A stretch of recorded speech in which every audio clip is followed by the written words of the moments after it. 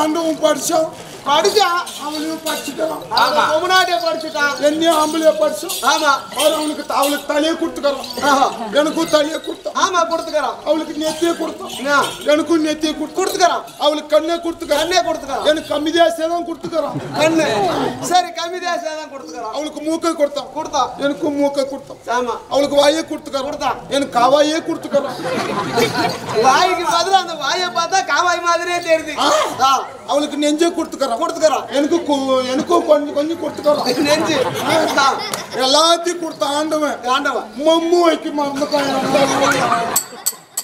அவன் ஆட்டின ஆடுது நான் ஆட்டின ஆட மாட்டேன் காசு கொடுக்குறீங்கன்னு அந்த வாங்கிட்டு அது காசு கொடுத்தா வாங்கிட்டு வர பழம் இல்லடா அது காசு இருந்தா கூட சரி எனக்கு வாங்கிடுவான் நாளைக்கு தருமபுரியில வாங்கி கொடுத்துடலாம் தருமபுரியில வாங்கி கொடுக்குறேங்க ரெண்டு பக்கம் தைச்சிடலாம் வாங்கி கொடுக்குறியா ஆடுமா ஆடாத எனக்கு 40 லட்சம் செலவு பண்ணணும் 40 லட்சம் செலவு பண்ணா அந்த யூபிஆர் என்ன அவர் பேரு 40 லட்சம் செலவு பண்ணி இன்னொரு ஆடி வச்சுன்னு வந்துக்கிறேன் உள்ள வச்சு தைச்சிடலாம்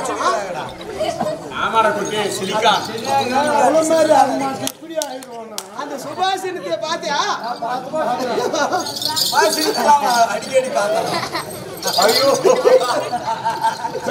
அது பொம்பளைகளுக்கு ஆண்டவன் படிச்ச அபயம் ஆம்பளைகளுக்கெல்லாம் ஆகாது நீ சொல்ல கம்பீரமா நான் ஆம்பளை உனக்கு மேல தாண்டி ஆடும் எனக்கு கீழே ஆடுதுன்னு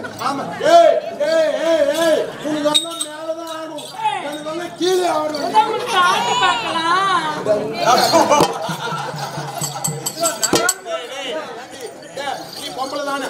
நீ ஒரு பொம்பளை தானே நீ பொம்பளையா இருந்தா நீ பொம்பளை கேறீங்க ஆனா பொம்பளைங்க நாங்க ஆம்பளைங்க என்னைக்கும் நாங்க ஆம்பளைங்க 2 கையை மூணு இப்படி 2 கையை இப்படி மூணு ஊரவே 9 சுத்து வருவோங்க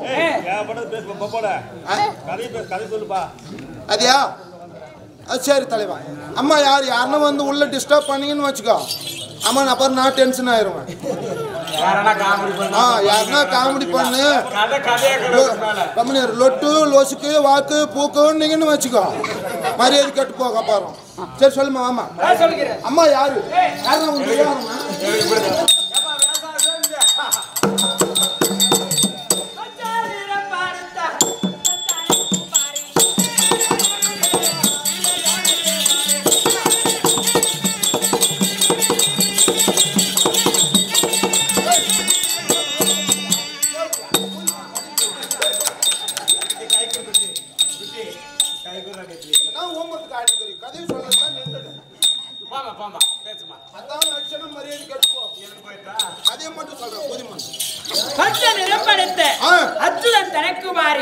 என்னுடைய பேர் தான் ருக்மணி.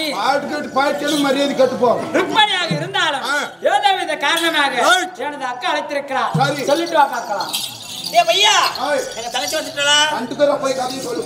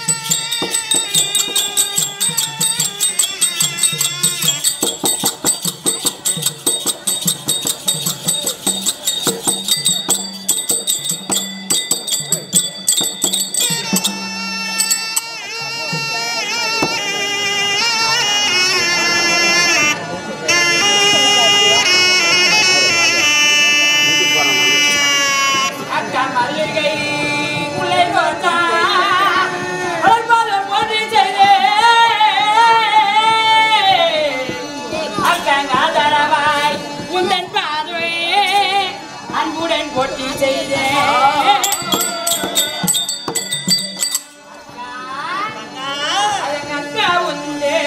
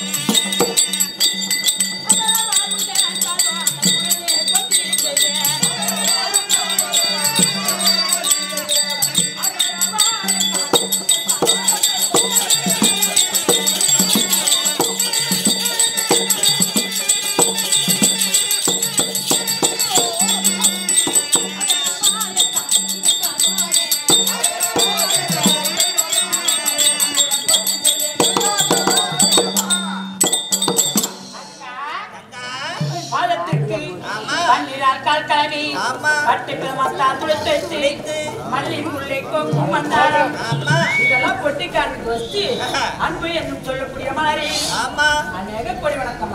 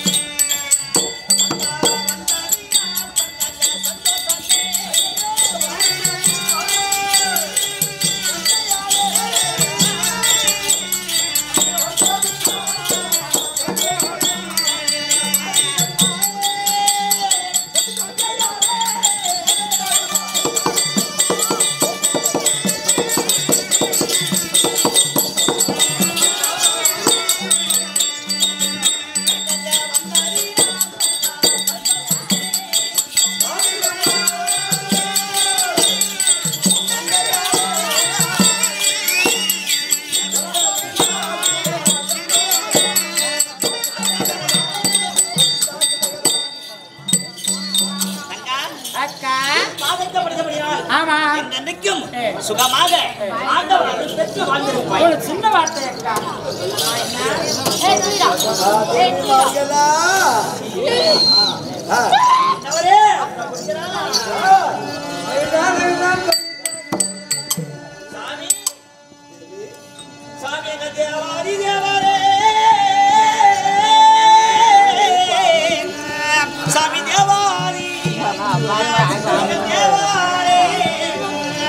அந்த தேவரில் ஒருவராக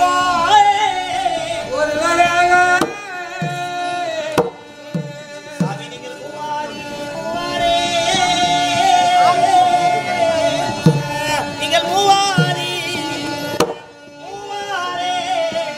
அந்த மூவாரி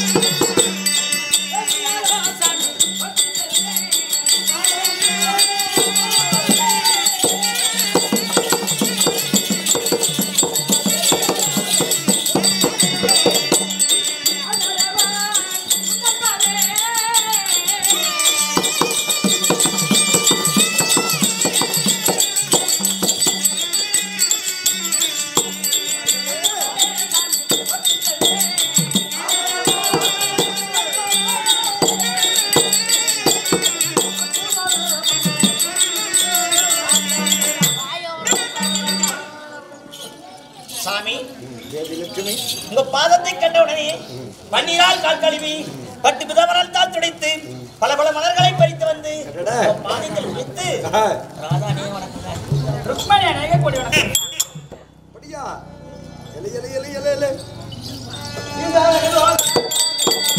ஆசையா எனக்கு வைத்தே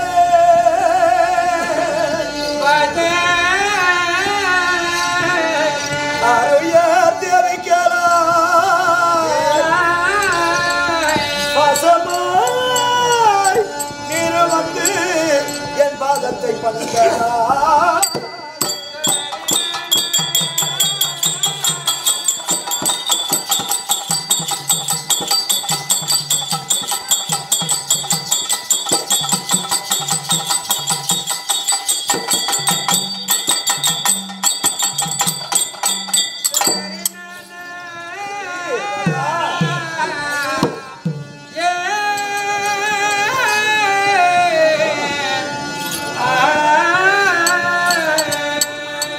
சபை நீர் வந்து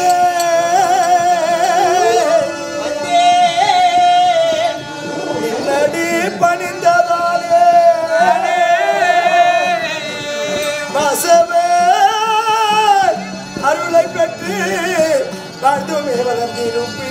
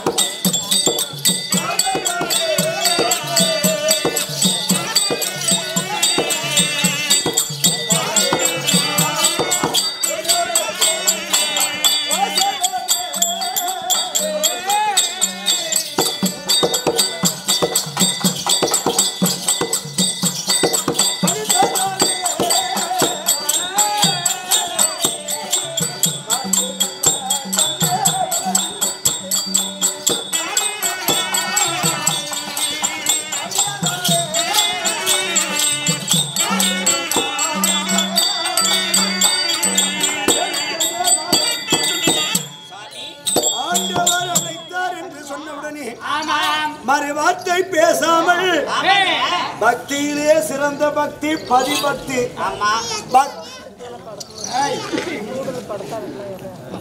பக்தாவுக்கு ஏற்ற பதிவிரதையாக வாழ்ந்தால் எத்தேசை காலமும் சுகத்தோடு வாழ்ந்திடலாம். அப்பேறுபட்ட பதிபக்தியை மனதிலே வைத்து இந்த பாவைமார்கள் என்னை பணிந்த காரணத்தினால் இந்த வாசவன் அருளால் வாழ்ந்து வளர்ந்திருப்பேன். நீண்ட ஆயுளும் நிறைந்த செல்வமும் பெற்று வாழ்க பல்லாண்டு.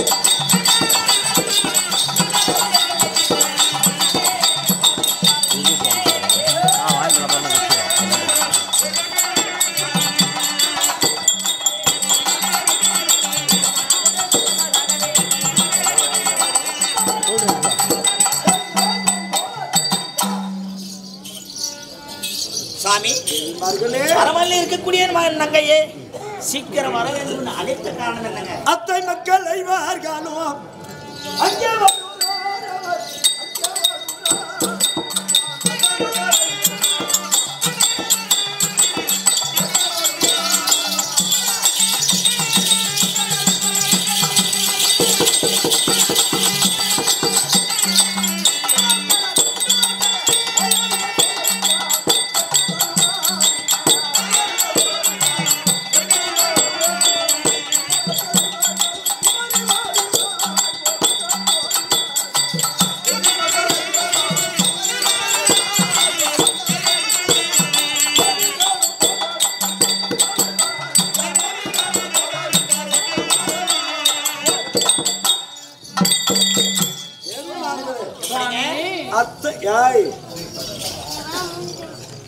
அத்தை பிள்ளைகளாக இருக்கக்கூடிய ராஜாக்கள் பாண்டவர்கள் ராஜாக்களும் ஆண்டவா வர வேண்டும், மதுசூதனா வர வேண்டும், மாயாவா வர வேண்டும், ரகுராமா வர வேண்டும், சீதரா வர வேண்டும், கோவிந்தா வர வேண்டும் என்று அடியேனை தியானம் செய்து கொண்டிருக்கிறார்கள். இச்சனம் அடியேன் அங்கு செல்லாவிட்டால் ராஜாக்களும் நொந்து வாடுவார். அப்படியா? 10, 7, 17 நாட்களாக சண்டை முடிந்தது. விடிந்தால் இருப்பது 18ஆம் நாள் ஒரு நாள். அந்த முறைப்படி 18ஆம் நாள் சண்டையை முடிப்பதற்காக இந்த பரந்தாமன் பயணப்பட்டிருக்கிறேன். ஆமா, ஒரு நாளும் தவறாம எங்க அத்தை பிள்ளை போயிருக்கிறார். ஆனா இன்னைக்கும் போறேன்னு சொல்றாரு. என்ன ஒரு வார்த்தை கேட்கறியா?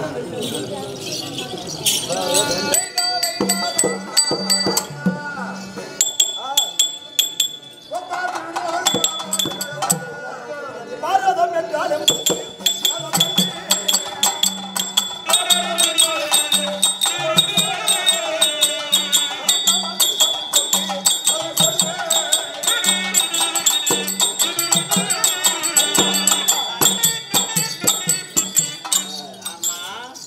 பாரதம் என்று சொன்ன உடனே சண்டை சொல்லுவார்கள். ஆமா, ஆனா பாரதம்னா மல்லு.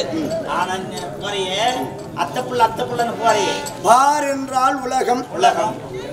அதம் என்று சொன்னால் சண்டை, சண்டை. அதுவும் இதுக்கு பாரதம் மட்டும் பேர் வைக்கல, மகாபாரதம் பேர் வச்சிருக்காங்க. ஆமா, மகா என்று சொன்னால் மிகப்பெரிய. ஆமா, இந்த உலகத்திலே இந்த பூமியிலே நடந்த சண்டையில மிகப்பெரிய ஒரு சண்டை தான் மகாபாரதம். மகா என்றால் மிகப்பெரிய ஒரு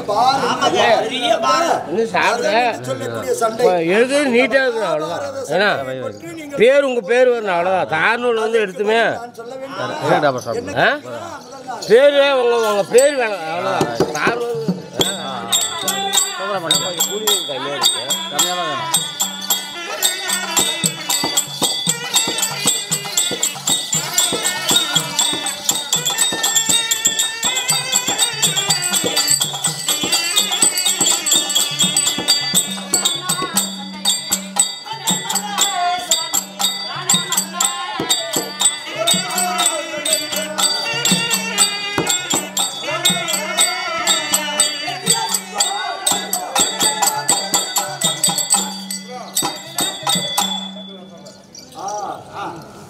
கேளுங்க சுவாமி, முதல் நாள் சண்டையில் வெற்றி யாருக்கு, தோல்வி யாருக்கு? முதலாம் நாள் சண்டை பாண்டவருக்கும் கௌரவர்களுக்கும் சேனை தாயகாது. சேனையை பிரித்து பாண்டவர்களுக்கு 7 அக்ரோனி சேனையும் கௌரவர்கள் என்று சொல்லக்கூடிய 11 அக்ரோனி சேனை. முதலாம் நாள் சண்டையிலே அப்படி முதலாம் நாள் சண்டையிலே இருதரத்தாரும் சண்டை செய்யக்கூடிய நேரத்திலே கௌரவர் தரப்பிலே சேனாதிபதி வட்டம் பிதாமகர் என்று சொல்லக்கூடிய பீஷ்மருக்கும் பாண்டவருடைய தரப்பிலே அதே விலாட மன்னனுடைய வளர்ப்பு பிள்ளை சுபேத வாகனருக்கும் அமோகமான சண்டை நடைபெற அப்படி பிதாமகர் பீஷ்மருடைய கரத்தினால் அதே சுபேத வாகனனாக கொல்லப்பட்டார். முதல் நாள் பாண்டவருக்கு தோல்வி, கௌரவர்களுக்கு வெற்றி. 10 நாட்களாக பிதாமகர் பீஷ்மர் சண்டையை செய்தார். 10ஆம் நாள் சண்டையிலே அர்ஜுனன் கை பானத்தாலே சிகிண்டியின் அன்பினாலே பிதாமகர் பீஷ்மர் மாண்டார். 10ஆம் நாள் 10 நாள் வரைக்கும் ஒரு நாள் மட்டும்தான் கௌரவர்களுக்கு, 9 நாள் வெற்றி பாண்டவருக்கு. 11, 12 அவங்க பொழுதுனால 11, 12 முடிஞ்சு 12ஆம் நாள் புரைக்குடல் பிடித்த பகதத்தன் மாண்டான். 13ஆம் நாள் சண்டையிலே பாலர்கள் 63 பாலன் அபிமன்னோடு மாண்டார்கள். பாலர்கள் 63 துரியோதனனுடைய நாதிகள் பிள்ளைகள் 60 கர்ணனுடைய பிள்ளைகள் 3 63 பிள்ளைகளும் கொல்லப்பட்டார். 13ஆம் நாள் சண்டையில் கௌரவர்கள் தரப்பிலே, பாண்டவர் தரப்பிலே அபிமன்னன் கொல்லப்பட்டார். அன்று சமயுத்தம். ஆமா, ஐமண்ண மடிஞ்சான்னு சொல்றியா? இந்த ஐமண்ண யாரு? நீ இருக்கும்போது நம்மளுக்கு மருகனாட்சி, நீ இருக்கும்போது ஐமண்ண எப்படி? விதியின் பயன். விதி யாரை விட்டது? விதி என்பது எல்லாத்தையுமே உண்டு இல்லையா? அதனால விதியால அதனால அவன் மடிஞ்சான். அவனை விடு. அதனால நீ நினைத்து கொண்டிருக்கிறாய் இது நடக்க வீதம்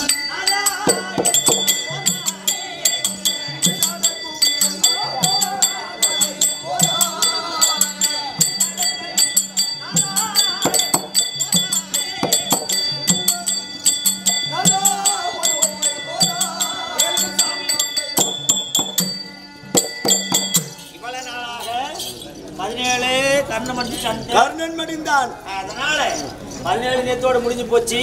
இன்னைக்கு 18ஆம் நாளையில என்ன நடக்க போகுது, யாருக்கு வெற்றி ஆக போகுது, யாரு பக்கம் இருக்க போற? நொடி பொழுதிலே கொள்வேன் என்று சொல்லி வருகிறான். ஜல்லியனை மடித்து சகுனியை மடித்து பீமன் கதையினாலே துரியோதனனை மடிக்க செய்து அந்த 18 அக்ரோனியை மண்ணிலே பலி கொடுத்து மகா பாரத போரை முடித்து பாஞ்சாலியை கூந்தலை முடிக்கும் நாள் இந்த நாள் இன்னைக்கு.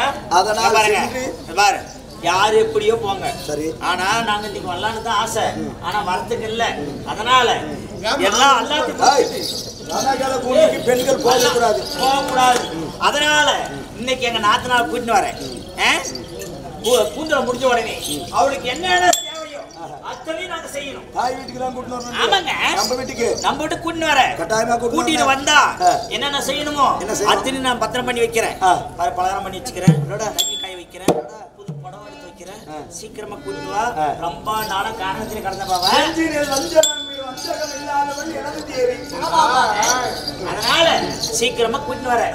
அதனால போய் வரும் பண்ணவாரே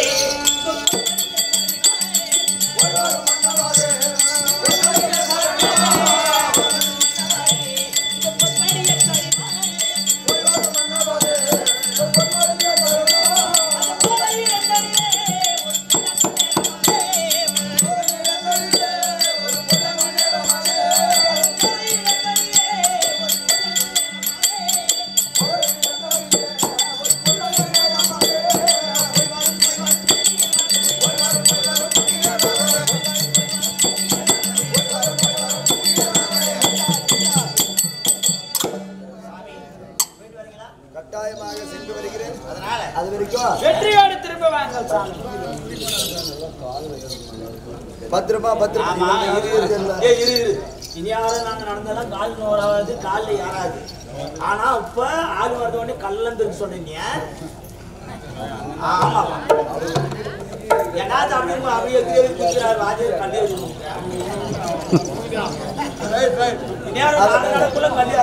அதனால இப்பொழுது நீங்கள் சென்று பத்திரமாக்கிறியா? என்ன பண்றீங்க? பத்திரமா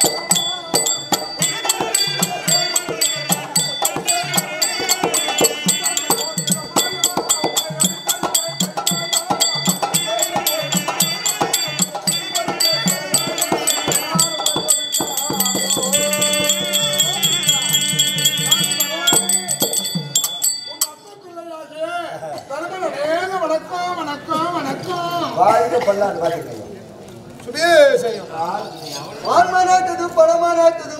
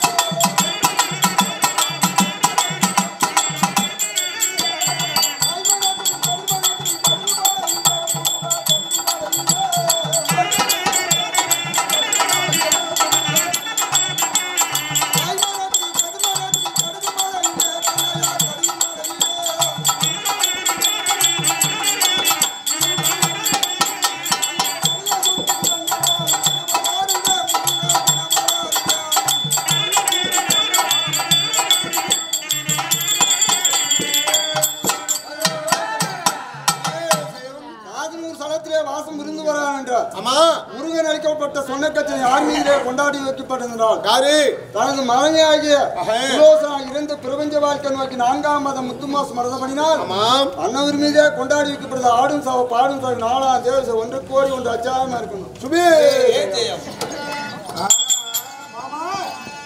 என்னுடைய மதத்துக்கு நறுமண நேர வணக்கம் வணக்கம் வணக்கம். ஆமா ஆமா அத்தை குந்தி தேவி பற்ற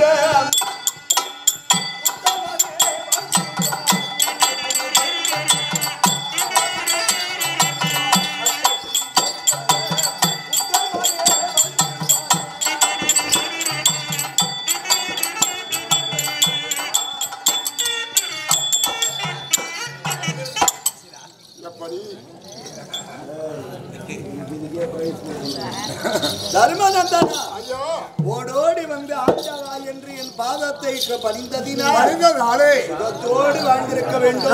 கண்ணியனானேன் கண்ணியனானேன் என்ன நினைத்த காரணம் மதமேனோ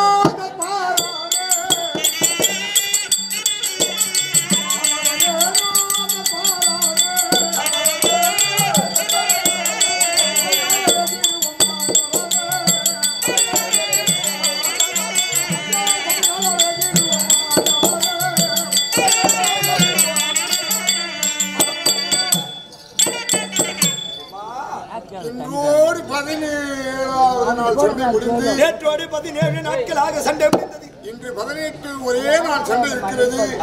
ஆனால் இன்று தாமதமாக இருக்கிறாயே. இன்று யாருக்கு சேனாதிபதி பட்டம்? ஏன்னா மகாராஜா சாட்டி எடுத்துட்டு இருக்கிற ஆண்டவர் அடிக்கிறதுக்காக ஒரு பந்தோபஸ்துக்கு பாதுகாப்பு இல்லையா?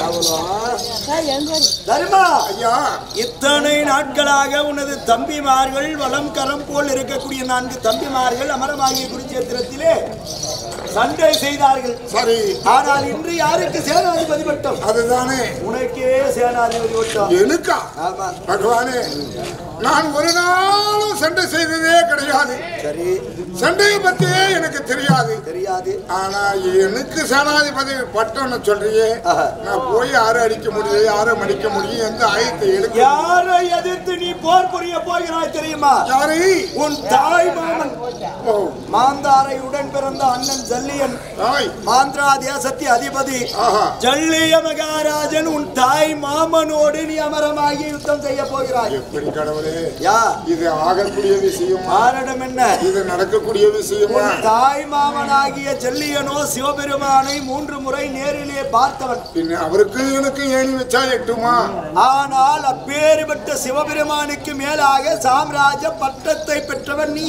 சரி, உன்னை தவிர ஜல்லியனை கொல்ல வேண்டுமானால் இந்த உலகத்திலே ஒருவராலும் முடியாது.